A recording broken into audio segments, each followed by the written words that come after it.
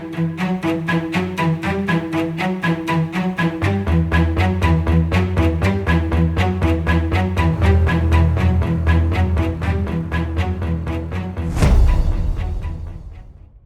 जी, good morning everybody. Doctor Charanjeet हूँ मैं Ganga break hospital से।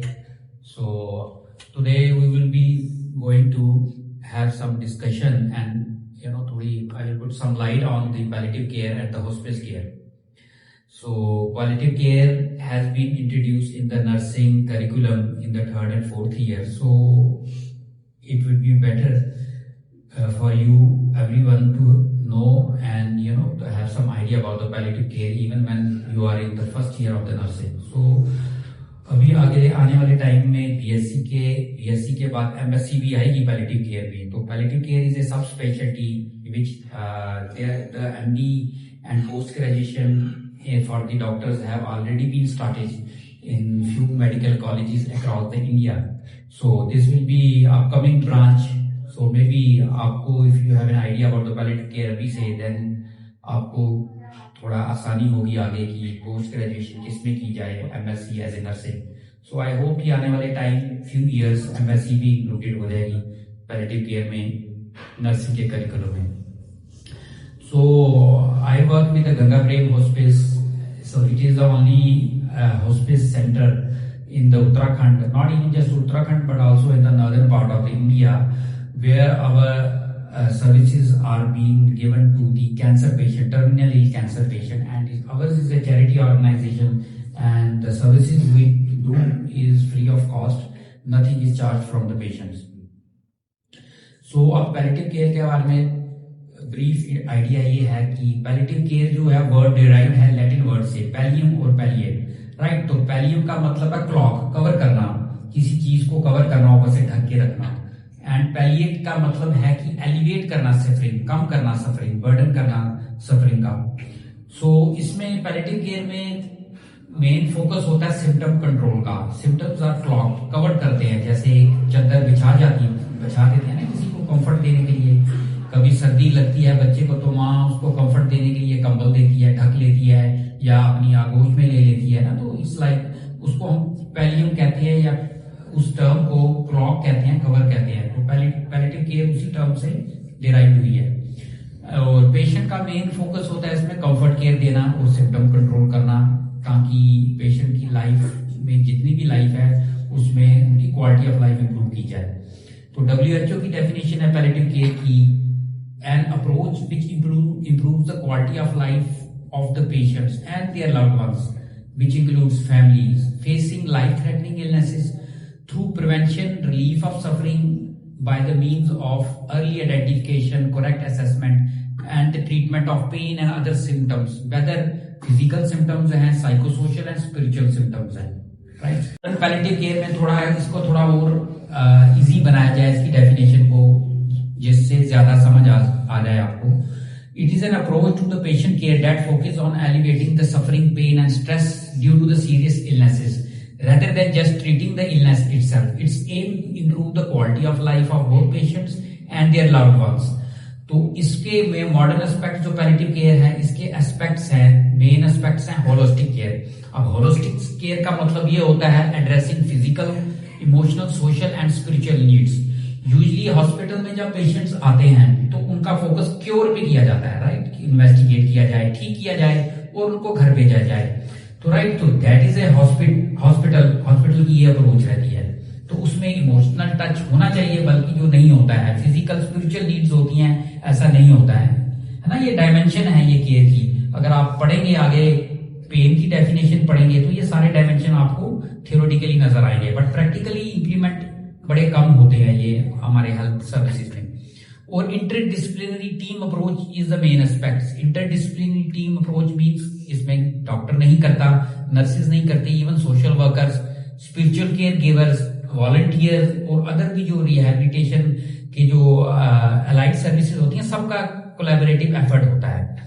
और pain and symptom management main aspect होता है, जिसमें पेन कंट्रोल किया जाता है, नॉजिया, वॉमिटिंग जैसे सिम्टम जो बड़े कॉमन होते हैं ऐसे. बट जो पेशेंट्स हमारे क्रोनिक इलनेस से प्रभावित होते हैं, chronic illness life limiting disorder हो गए जो कि कैंसर स्टेज 4 हो गया, न्यूरोलॉजिकल कंडीशंस आ गई, क्रोनिक हार्ट फेलियर आ गया, क्रोनिक लीवर फेलियर आ गया, है ना। तो ये सारी जो चीजें बीमारियां हैं ये ठीक नहीं हो सकती। ये क्रोनिक पेशेंट जब तक रहेगा सांस तब तक ये बीमारी रहेगी, राइट। अगर किसी का फ्रैक्चर होता है तो ऑब्वियसली उसका फ्रैक्चर फिक्स हो जाता है, प्लास्टर हो जाता है और डिस्चार्ज तो नॉर्मली वर्क करता है। बट कैंसर स्टेज 1 से स्टेज 2 चले जाता है, स्टेज 3 चले जाता है और स्टेज 4 जाता है, राइट। वो रिवर्सिबल नहीं होता, स्टेज 4 से स्टेज 3 नहीं जाता है। तो स्टेज 4 के बाद पेशेंट के पास लाइफ कम होती है, तो ultimately patient dies even with chronic illness like Alzheimer disease, neurological, they are very progressive diseases.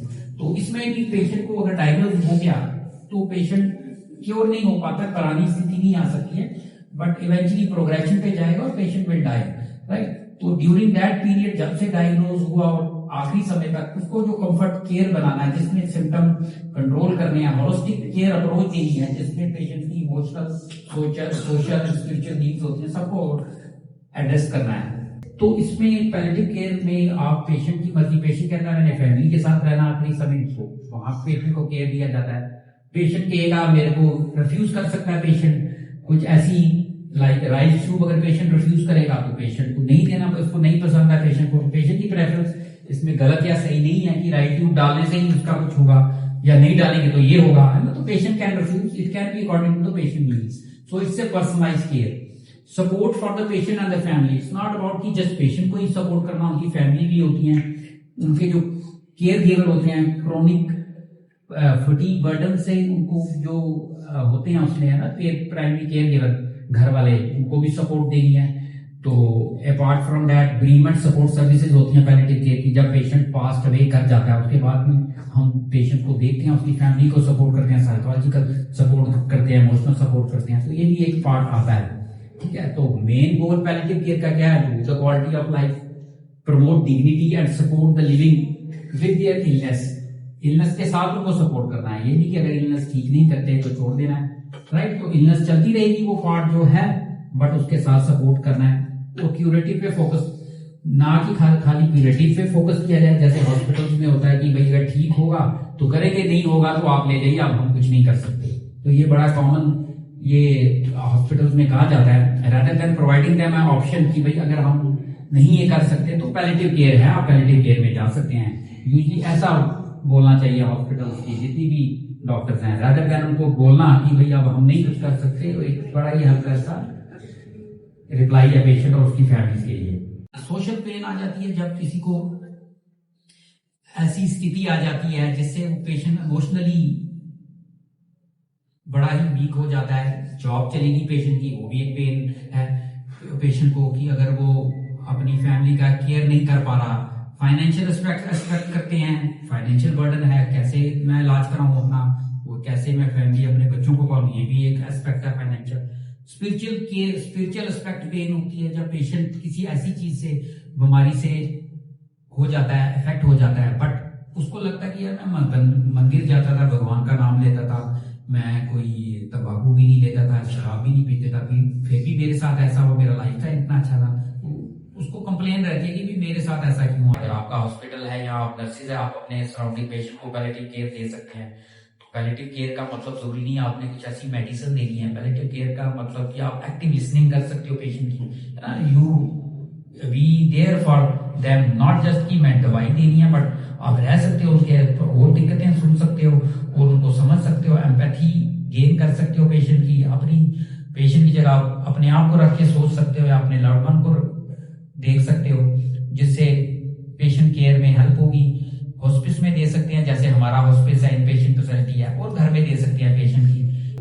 कभी कभी जब इस तरह की स्थिति में ऐसा है कि हम बोल देते हैं कि भाई अब हम कुछ नहीं कर सकते, ऐसा नहीं होता, but there is always something we can do, है ना। देयर इज नथिंग, ये कितना एक लिखी हुई कोट है ये, the worst thing to say the patient is to, there is nothing more we can do and you can take him home now. तो ये आपने सुना होगा हॉस्पिटल में, ये बड़ा ही कहते हैं डॉक्टर ऐसे पेशेंट को कि अब हम कुछ नहीं कर सकते, घर ले जाइए, सेवा कीजिए। But this is the worst thing to say patient. वो कहना आसान है डॉक्टर या नर्सेज के लिए, बट पेशेंट को घर में चाहिए, कंफर्ट चाहिए, सिम्टम्स कंट्रोल करने हैं। ठीक नहीं हो सकता, दैट इज ओके, बट जब तक वो रह रहा है जिंदा, तब तक तो उसके सिम्टम्स कंट्रोल करने हैं ताकि he can live comfortably until he dies, है ना। तो क्योर करना पैलिएटिव केयर में समटाइम्स क्योर करते हैं, रिलीव ऑफन करते हैं और कंफर्ट ऑलवेज होता है। तो कंफर्ट ऑलवेज देना है, रिलीव ऑफन करना है, क्योर नहीं होता पॉसिबल, राइट। जब बीमारी बढ़ गई है सारी स्थितियों को कंट्रोल क्योर नहीं किया जा सकता है। आप नर्सिंग कर रहे हैं, पढ़ेंगे तो स्किल्स आ जाएगी आपको, राइट। आप पेशेंट के साथ एक्सपीरियंस आ जाएगा और नॉलेज होनी चाहिए, पता होना चाहिए कैसे स्किल्स इन्वॉल्व करें। तो इसमें पैलिएटिव केयर में आपको कोई वेंटिलेटर नहीं चाहिए, कोई इंफ्रास्ट्रक्चर नहीं चाहिए, बड़ी बड़ी मशीन्स नहीं चाहिए, राइट। तो हार्ट, हैंड एंड नॉलेज चाहिए, सिंपल बेसिक चीज है जो ह्यूमन स्किल्स है। सो अब है कि पैलिएटिव केयर क्या स्टार्ट करें पॉइंट।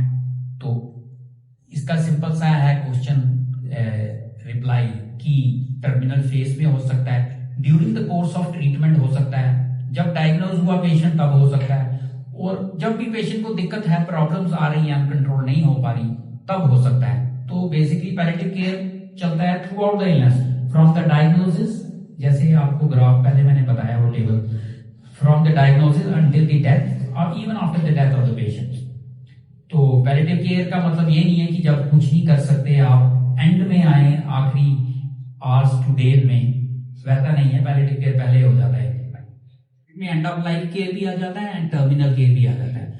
तो पैलिएटिव केयर जैसे मैंने आपको बताया जब डायग्नोज होगा, बाकी उसके साथ कीमोथेरेपी भी चलेगी और ट्रीटमेंट ऑप्शन भी चलेगी, तो उसमें पैलिएटिव केयर आ जाता है। जब सर्जरी आ गई, ये सारी चीजें पैलिएटिव, जो हॉस्पिटल्स में कीमोथेरेपी होती है या सर्जरी होती है, बेसिकली वो पैलिएटिव ही होती है, पैलिएटिव सर्जरी, राइट। और पैलिएटिव कीमोथेरेपी करते हैं जिससे क्वालिटी हो सके। फिर आ जाता है end of life care. End of life care कब होता है, जब पेशेंट के पास कुछ हफ्ते तो कुछ मंथ्स रह जाते हैं, जब सिम्टम बर्डन बढ़ जाता है, जब पेशेंट की सारी ट्रीटमेंट ऑप्शंस खत्म हो जाती हैं, रेडिएशन हो गई, सर्जरी हो गई, कीमोथेरेपी हो गई, इवन दो कैंसर वहां रह गया है या कैंसर दोबारा आ गया है रिकरेंस, तब एंड ऑफ लाइफ केयर या ऑप्शंस लिमिटेड हो जाती है ना क्यूरेटिव की, तो उसको हम एंड ऑफ लाइफ केयर उस पीरियड को कहते हैं। अब टर्मिनल केयर आ जाता है जब लास्ट 24 to 72 आवर्स रह गए पेशेंट के पास, patient very near to the death, उस फेज को हम टर्मिनल केयर कह रहे हैं, जहां पेशेंट्स को काफी सपोर्ट चाहिए होती है, फैमिली को सपोर्ट चाहिए होती है, उसको फैमिली को प्रोग्नोसिस बताना होता है। पैलिएटिव केयर में है कि हम पहले शुरू में उसमें लाइफ करते हैं, प्रोलॉन्ग करने की कोशिश करते हैं, है ना। तो उसके साथ करंट ट्रीटमेंट भी सपोर्ट करते हैं, कीमोथेरेपी, रेडिएशन या सर्जरी हो गया, है ना। Typically provides in the hospital health care setting, क्योंकि कीमोथेरेपी भी आनी है और आपकी सर्जरी भी होनी है जो हॉस्पिटल सेटिंग में होती है। तो हॉस्पिस केयर तब आता है, हॉस्पिस केयर एंड में आता है जब पेशेंट की life expectancy less than 6 months हो, पेशेंट सारी ट्रीटमेंट ऑप्शन ले चुका हो, अब फिर भी डिजीज हो, या ऐसी स्थिति में कि पेशेंट ही डायग्नोज हुआ 4th स्टेज में, अब ना कोई ट्रीटमेंट हो सकती है उसकी, ना सर्जरी हो सकती है, ना रेडिएशन हो सकती है। तो नॉन क्यूरेटिव ऑप्शन रह जाएंगे जब डॉक्टर कह दे कि अब हम इलाज नहीं कर सकते, ना कीमोथेरेपी, ना सर्जरी या कोई और ऑप्शन है ना। तो डिजीज से रिकवरी नहीं होगी, अब डिजीज की प्रोग्रेशन होगा, लाइफ एक्सपेक्टेंसी लेस देन होगी, ठीक है। तो तब उसको कहते हैं हॉस्पिस केयर। वो हॉस्पिस सेटिंग में भी हो सकता है, अगर हॉस्पिस सेटिंग नहीं है तो घर में भी हो सकता है पेशेंट के। तो ये सारी चीजें डिफरेंस ये है पैलिएटिव केयर और हॉस्पिस केयर का। और इनमें ये कॉमन, दोनों में ये कॉमन चीजें हैं कि कंफर्ट केयर प्रोवाइड करना है, क्वालिटी ऑफ लाइफ इंप्रूव करनी है पेशेंट की, और उनके फैमिली और लव्ड वन को असिस्ट करना है। अब हमारा हॉस्पिस कैंसर मरीज की नीड्स को कैटर करता है, बट हार्ट डिजीज के patient, neurological conditions, irreversible motor neuron disease, Alzheimer disease, है ना, जो no longer those diseases which response to curative treatment, तो उनको कैटर करते हैं। तो प्राइमरी गोल यही आपको मैंने बताया कि improve the quality of life of the individual by managing their symptoms, pain, stress and providing emotional and spiritual supports to the patient and their loved ones. तो ये हॉस्पिस केयर का main principle है। तो pain, main primary aim आ गया, pain symptom में control किया जाए, अच्छा सिम्टम उनके जितने भी आ रहे हैं बीमारी से, और इमोशनल स्पिरिचुअल सपोर्ट दी जाए, साइकोलॉजिकल सपोर्ट पेशेंट्स और उसकी फैमिलीज को, इंप्रूव क्वालिटी ऑफ लाइफ किया जाए, राइट, ताकि पेशेंट की फिजिकल, इमोशनल, सोशल वेलबींग सभी एड्रेस हों, फैमिली को सपोर्ट किया जाए, पेशेंट की ऑटोनॉमी को रिस्पेक्ट किया जाए, पेशेंट की विशेष को ध्यान दिया जाए, है ना। प्रेफरेंसेस क्या है, अब पेशेंट को ही कहेगा, अब हमारे पास पेशेंट आता है, बेटी उसको डायबिटीज होगी, राइट, तो अब वो बोलेगा मेरा रसगुल्ला खाने का दिल करता है, तो खाने तो उसको हम नहीं बोलेंगे, अनलाइक कि भाई आपकी शुगर बढ़ जाएगी या आपने नहीं खाना है, तो शुगर बढ़ने से तो उसकी जान नहीं जाएगी एक रसगुल्ला खाने से। तो अब मेन ये भी एक डिफरेंस है बड़ा जो आपको पता होना चाहिए हॉस्पिस केयर और हॉस्पिटल केयर में। आप सारे हॉस्पिटल सेटिंग में काम कर रहे हैं, अभी करेंगे आगे, तो हॉस्पिस शायद आगे देखें आप। तो हॉस्पिटल में फोकस किया जाता है treating and curing the illnesses और इंजरीज जो भी आती हैं, उसको क्योर करना है, पेशेंट को ठीक करना और घर भेजना है। और हॉस्पिस में क्या है कि मेन प्रोवाइडिंग कंफर्ट दिया जाता है, सपोर्ट किया जाता है। टर्मिनल पेशेंट्स होते हैं, तो हॉस्पिस का कोई एम ये नहीं होता कि ठीक करना है, क्योंकि वो पेशेंट ही ऐसे होते हैं हॉस्पिस में, those who are incurable state, ठीक है, they are in actively dying phase. So we are not going to cure the patient from the disease, we will be going to comfort and support the patient. ऐसा भी होता है जब patient feel करता है better, symptoms control होते हैं, तो इंटरमीडिएटली दे गो होम, घर चले जाते हैं 10 दिन के लिए, 15 दिन के लिए, क्योंकि बीमारी तो उनकी गई नहीं है, सिम्टम्स ही कंट्रोल हुआ है, कंफर्ट हुआ, they want to spend their time with their loved ones in their familiar surroundings at the home. तो हम उनको घर में भी देखते रहते हैं, फिर जब ज्यादा दिक्कत होती है फिर वो आ जाते हैं हमारे हॉस्पिस में। तो ये भी कह सकते हो कि hospice is a place transition जहां होगी लाइफ से डेथ तक, राइट। तो यही है कि केयर जो हॉस्पिटल में होता है स्पेसिफिक मेडिकल कंडीशंस में होता है। स्पेसिफिक मेडिकल कंडीशन हो गया कि फीवर हो गया, फीवर कंट्रोल करो, इन्फेक्शन होगी एंटीबायोटिक दे दो, है ना, कोई ऐसी चीज होगी सर्जरी कर दो। तो हमारा गोल पेशेंट का ये होता है हॉस्पिस में कि एंड ऑफ लाइफ प्रोसेस उसका स्मूथ हो, क्यों इलनेस नहीं हम कंट्रोल कर सकते, ना हमें करनी है, उसका जो एंड ऑफ लाइफ प्रोसेस है उसको स्मूथ रखे, ताकि वो he can die comfortably with dignity and peacefully. तो पेशेंट को कब आपने हॉस्पिस रेफर करना है, जब आपको समझ आएगी कब करते हैं पेशेंट को, when disease is no longer responding to the treatment, life expectancy less than 6 month होगी उसकी, कोई भी advance disease, progressive illness, stage 4 disease का जो केस होगा जिसके सिम्टम्स होते हैं सिवियर होते हैं, like pain and symptom management, dignity and respect, emotional spiritual support, comfort, relaxation, preparation and planning, family को बताना है, पेशेंट को प्रिपेयर करना आ गया है मेरे समय में, जो कि बड़ा ही एक मिसिंग कंसेप्ट है यहाँ हमारे इंडियन कल्चर में, कि पेशेंट को बताया नहीं जाता है, पेशेंट की फैमिली को बताया नहीं जाता प्रोग्नोसिस, खाली बोला जाता है कि ठीक हो जाएंगे, एवरीथिंग विल बी फाइन। तो उससे फायदा तो नहीं होता, कुछ पेशेंट डिस्ट्रेस में जाता है, क्योंकि पेशेंट की डेथ तो आनी है, कोई जो आया है दुनिया में उसने जाना ही है, सभी किसी ने भी, अभी अभी हम यंग हैं, कोई बीमारी नहीं है, इलनेस, तो हमें अपने बारे में ये ख्याल नहीं आता है। जिस दिन आगे बढ़ेंगे या एज हमारी होगी, बीमारियां हमें भी आनी है, सबको लगनी है ना, तो everybody going to die. We are team है approximately 60+ health and allied worker हैं जो एंड ऑफ लाइफ केयर पे काम कर रहे हैं उत्तराखंड इंडिया में कह रहा हूँ। और 2005 में हमारा ट्रस्ट बना था, जो डॉक्टर AK दीवान है हमारे ट्रस्टी भी है, फाउंडर ट्रस्टी और मेडिकल डायरेक्टर हैं। ये सर्जिकल ऑन्कोलॉजिस्ट हैं, राजीव गांधी कैंसर इंस्टीट्यूट दिल्ली में है जो रोही में, तो वहाँ बेस्ड हैं। फिर इवेंचुअली 2010 में स्टार्ट की हमने होम केयर सर्विस ऋषिकेश और हरिद्वार, देहरादून। किसी बैंक ने हमें ये एम्बुलेंस दी थी अंडर CSR सपोर्ट के, तो वहां से स्टार्ट की हमने 1-2 नर्सेज के साथ। तो ग्रेजुअली फिर IPC ट्रेनिंग भी हमारी स्टार्ट हुई। IPC हो गया, Indian association of palliative care की ट्रेनिंग होती है, हमारे सेंटर है हमारा जहाँ हैंड्स ऑन क्लिनिकल ट्रेनिंग होती है। और 2017 में हमारी ये inpatient services I, inpatient building बनी, जिसमें पहले अराउंड 15 बेड ऐड हुए, फिर इवेंचुअली 2024 में 10 बेड्स हमने और ऐड किए, और 25 बेड की स्ट्रेंथ है अभी हमारे इसकी हॉस्पिस की। तो 4 डायमेंशन हमारे पैलिएटिव केयर के गंगा प्रेम हॉस्पिस, जिसमें इनपेशेंट सर्विसेज आता है, जिसमें पेशेंट एडमिट होते हैं, राइट। होम केयर सर्विसेज आ जाता है, जिसमें हमारी 3 टीम्स हैं, हरिद्वार, ऋषिकेश और देहरादून नर्सेज हैं। वो जाती हैं, पेशेंट्स को देखती हैं, जो पेशेंट्स अपनी फैमिली के साथ रहते हैं, थोड़े स्टेबल होते हैं, सिम्टम्स कम होते हैं, ड्रेसिंग होती है, जो भी सर्विसेज होती हैं पेशेंट को घर में ही की जाती हैं, और मेडिसिन दी जाती हैं जो उनके सिम्टम्स के लिए कंट्रोल, जैसी भी जो भी उनकी रिक्वायरमेंट है। तो ये सारी हमारी सर्विसेज फ्री ऑफ कॉस्ट है, कोई चार्ज नहीं, ना मेडिसिन का ना सर्विसेज का। और कैंसर स्क्रीनिंग प्रोग्राम भी करते हैं, ऑन्कोलॉजिकल कंसल्टेशंस, ऑन्कोलॉजिस्ट आते हैं दिल्ली से, वो परामर्श देते हैं फ्री, है ना, एवरी मंथली लगती हैं। कैंसर स्क्रीनिंग करते हैं हम सोसाइटी में, कम्युनिटी में जाके। ओरल कैंसर के बारे में करते हैं स्क्रीनिंग, क्योंकि तंबाकू बड़ा ही प्रीवेलेंट है वेस्टर्न यूपी इस बेल्ट में, है ना। ब्रेस्ट एग्जामिनेशन कर रहे हैं, सर्वाइकल टेस्ट, सर्वाइकल कैंसर के लिए पैप स्मीयर टेस्ट करते हैं। ये सारी सर्विसेज फ्री ऑफ कॉस्ट है हमारी।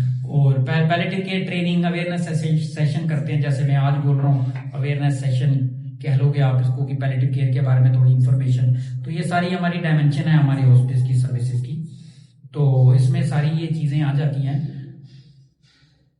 तो इसमें यही है कि आपकी क्वालिटी ऑफ लाइफ करनी है पेशेंट्स एंड देयर फैमिलीज जो ऐसी क्रोनिक इलनेस से इफेक्टेड हैं, कैंसर में इसलिए, है ना। तो बेसिकली कभी कभी हमको खाली प्रेजेंट ही रहना, पेशेंट की बात ही सुननी है। हैं जिसमें इन पेशेंट फैसिलिटी में आप पेशेंट देख रहे हो, डिफरेंट थेरेपीज होती हैं, आर्ट थेरेपी कर रहे हैं, हमारे साथ वॉलंटियर्स हैं, कोई म्यूजिकल थेरेपी है, योगा, डिफरेंट करते हैं जो पेशेंट्स हमारे एडमिट होते हैं, ताकि उनकी होलिस्टिक, ये पार्ट में आ गया आपका, होलिस्टिक केयर के पार्ट में आ गया, ना कि खाली मेडिसिन वगैरह या और चीजें। ये other things are also being covered up for in the inpatient care. Kirtan वगैरह होता है, बर्थडे पेशेंट्स के सेलिब्रेट किए जाते हैं हमारे, है ना, बच्चे आते हैं स्कूल के, वो कुछ एक्टिविटीज करते हैं पेशेंट्स के लिए। तो डिफरेंट एस्पेक्ट्स है हमारी, ये इन पेशेंट एक्टिविटीज चलती रहती हैं हमारे हॉस्पिटल में। तो ट्रेनिंग प्रोग्राम्स आगे, अवेयरनेस सेशन जैसे आपको बताया हमने, पैलेटिव केयर के बारे में हम करते हैं। तो इसमें से home care service, OPD services आ जाती हैं, पेशेंट सर्विसेज, कैंसर क्लिनिक, ये सारी हमारी सर्विसेज के पार्ट हैं। तो ये इन पेशेंट फैसिलिटीज की कुछ आप देखेंगे, पिक्चर्स देखेंगे, जो एक्टिविटीज हो रही है हमारे पेशेंट हैं, इन पेशेंट। तो ये सारे पेशेंट टर्मिनल केयर से ही हैं, तो देखिए कंफर्ट है, कंफर्टली टाइम स्पेंड कर रहे हैं अपना लाइफ, है ना, last phase. Information regarding the palliative care. If any student is having question, can ask the questions to the sir regarding palliative care or any information they want regarding this hospice. Is there anyone among the faculties or among the students? कोई है जिसको पूछना है और कुछ? All are satisfied, sir. Let us take back the pledge to provide the care, respect the dignity and support both to the patient and their families. Thank you so much, sir, for the insightful message and the session which you have taken here. I request Professor Namita Krishnan to please come forward and, sir, and present a gratitude from our side to the sir.